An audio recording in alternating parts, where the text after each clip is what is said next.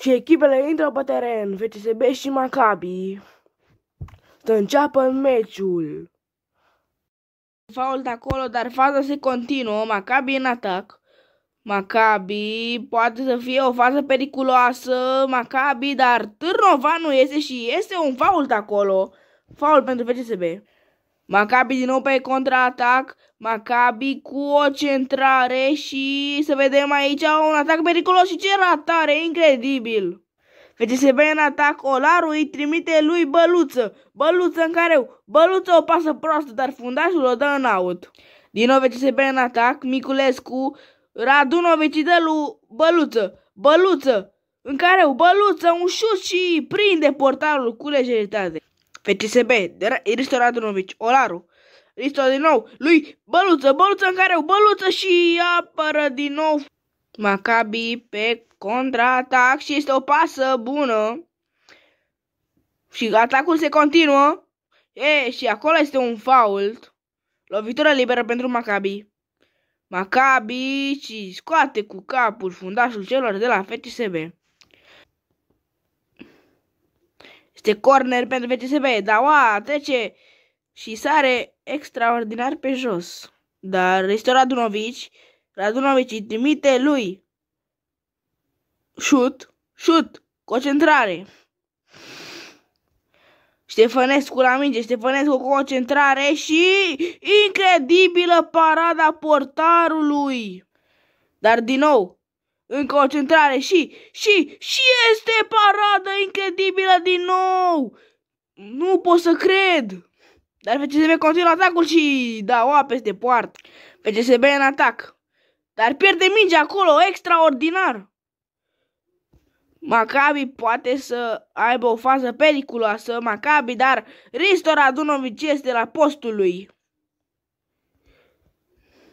Ștefănescu la balon.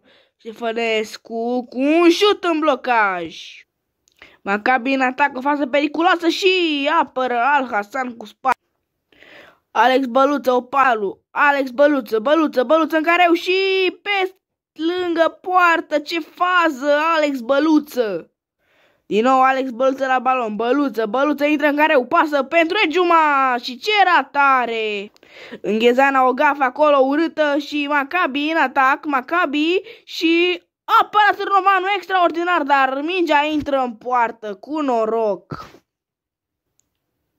Înghezana acolo gafa, foarte importantă. Și Maccabi deschide scorul 1-0, minutul 71. Ce gafă a lui Înghezana. Risto Radunovic în careu, Risto Radunovic pasă lui Ștefănescu și ce ratare, nu pot să cred. FCSB recuperează mingea. Și este o centrare, dar lui Ejuma și iar ratează. Olaru o centrare pentru Daua și este gol! FCSB readuce egalitatea în Ghencea după doar 5 minute.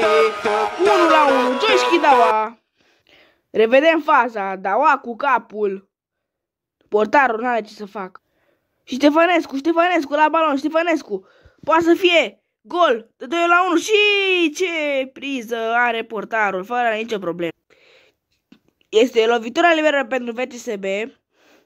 Și Al Hassan acolo, dar Musi ratează șutul cu poarta goală.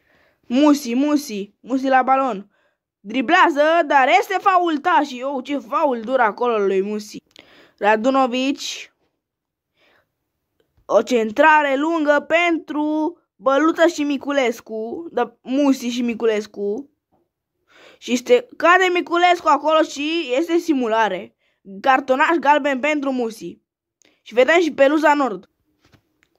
Dar Solaru la balon. Dar Solaru cu un șut și Musi aproape de gol. 2-1.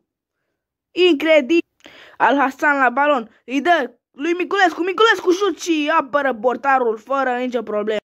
O degajare. Să vedem dacă meciul se va continua. Dar este fluierul final al arbitrului. FCSB Maccabi 1-1 pe stadionul